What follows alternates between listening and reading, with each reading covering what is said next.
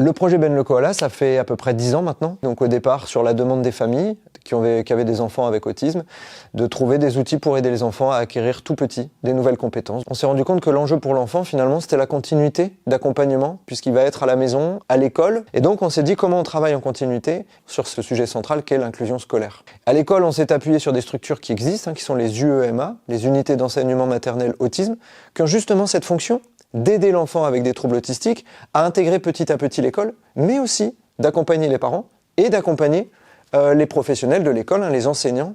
Donc on a travaillé avec des UEMA, et notamment celle de l'école Générale Lille, pour développer des nouveaux contenus. Donc on réunit les enseignants, la médecine scolaire, des experts, les professionnels du médico-social, les familles. Il y a un petit débat sur est-ce que c'est plus intéressant le bain ou la douche, pour les jeunes enfants notamment. Et finalement on est parti sur la douche et donc on devait afficher, comme vous voyez sur la photo, des petits post-it en mettant un peu les différentes étapes que nous on envisageait pour vraiment détailler chaque chose. Et comme on avait déjà aussi sur l'UMA testé les avancées de Ben le Koala brosse tes dents, c'était pour nous une nouvelle opportunité de continuer à travailler avec Ben. Là, on a pu voir vraiment un atelier, voir aussi la salle de classe et comment ça se déployait.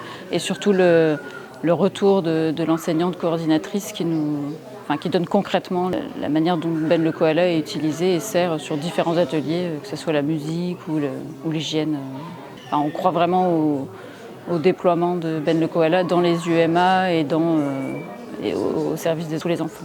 C'est hyper intéressant parce que ça permet de voir le caractère très concret des projets qu'on peut accompagner et ça nous permet de voir que finalement Ben le Koala est très intégré à la démarche pédagogique. Je vois en Ben le Koala un partenaire éducatif pour tous les enfants de l'UMA, mais pas que.